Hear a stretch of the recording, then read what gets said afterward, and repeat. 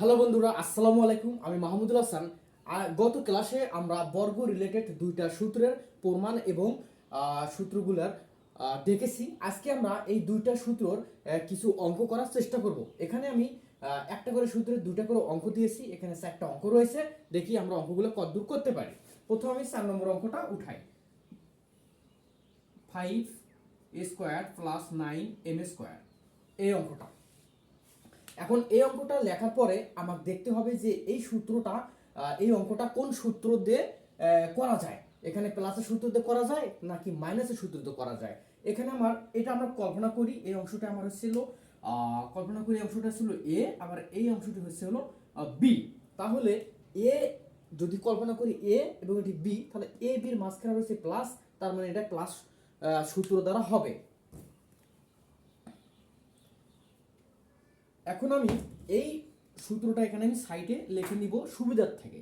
তাহলে a + b whole square equal to a² + 2ab + b², আমি এটা লিখলাম। এখন এই সূত্র দ্বারা আমি এই অংশটা করব। এখানে আরেকটা জিনিস বলে রাখা ভালো যে এই এ যে কথা বা এই চলক যে কথা যায় যে মান, এই চলকের কিন্তু একই মান। আবার এই বি যে মান, এই বি ওই বির একই মান। সেক্ষেত্রে আমরা এই অঙ্কটাকে আগে এই ফরম্যাটে সাজাই, বর্গ ফরম্যাটে আগে নিয়ে আসি। তাহলে এখানে আমরা লিখতে পারবি যে 5a² + 9m² দিয়ে আমরা যেহেতু একটা বর্গ আছে, ব্র্যাকেটের উপর স্কোয়ার আসছে, আমরা ব্র্যাকেটের উপর স্কোয়ার আমরা দিতে পারি। বাস, তাহলে এই অঙ্কটা আমার এই ফরম্যাটে চলে আসলো। এখন আমরা এই সূত্র দিয়ে ব্যবহার করে আমরা বাকি অঙ্কটা শেষ করব। তাহলে লেখা যাক। তাহলে এটা আমার এ, এটা আমার বি। তাহলে এখানে স্কোয়ার + 2b + b²। তাহলে এটা যদি আমার এ হয়, তাহলে আমরা এটা লিখি যে 5a তারপর স্কোয়ার, তার মানে আমার a², এই সূত্রের প্লাস, সূত্রের আছে 2, এখানে আছে এ মানে 5a, তার মানে 5a² ইন্টু এ বি মানে আমার এটা, তাহলে 9m² প্লাস এই যে প্লাস আর আসলে বি মানে এটা 9m²। আমার কিন্তু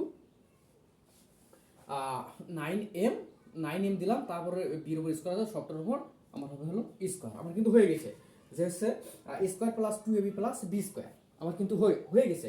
এখন আমরা বাকি কাজটা শেষ করব। তাহলে 5 এর উপর স্কোয়ার আছে, এখানে 5 এর উপর স্কোয়ার আছে এবং a² উপর স্কোয়ার আছে। তাহলে এটা কি হবে? 5 এর উপর স্কোয়ার থাকলে তার মানে আমরা বুঝতেছি এখানে দুটো 5 গুণ অবস্থা রয়েছে। তাহলে 5 5 রয়েছে হলো 25 এবং এর উপর স্কোয়ার আছে, তার মানে দুটোই আছে। তাহলে এর উপর স্কোয়ার এবং এই স্কোয়ারের উপর আবার একটা স্কোয়ার আছে। তাহলে আপনার সে ঘাতের উপর ঘাত থাকলে সেটা গুণ অবস্থায় হয়ে যায়। তাহলে a² আর a², তার মানে এই 2 আর 2 হয়ে যাবে a⁴ প্লাস এটা আমরা গুণ করব। তাহলে 5 × 2 = 10 আর 9 × 10 = 90 এর উপর স্কোয়ার, এম এর উপর স্কোয়ার।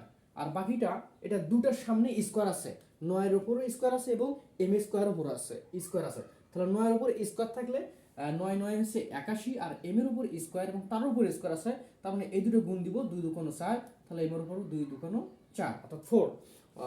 অর্থাৎ এটা আমার কিন্তু এসে গেল। এখন আমরা দেখব যে এটা কিভাবে আরো শর্টকাট নিয়মে শুধু নৈবেত্তিকের ক্ষেত্রে করা যায়। আমরা সেটা একটু দেখব। শুধু এই অ্যান্সারটা কিভাবে নিয়ে আসা যায় সেটা আমরা দেখব। তাহলে এখানে সূত্র বলতেছে কি স্কোয়ার + 2ab + b², তার মানে এটা আমার এ, এটা আমার এ। তাহলে আমি এর উপর স্কোয়ার দিলে কত হবে? 5 5 25, 5 5 25, এটা হলো এমসিকিউ এর ক্ষেত্রে 5 5 25, 5 5 25 লিখলাম। এবং যেহেতু স্কোয়ার আছে, তার মানে এর স্কোয়ারের উপর স্কোয়ার আছে, তাহলে a⁴ এখানে ছিল 4 প্লাস আমার এই যে সূত্রের 2 এবং a আর b গুণন। তার আগে আমরা এই a আর এই b গুণ দেই যে কত হয়।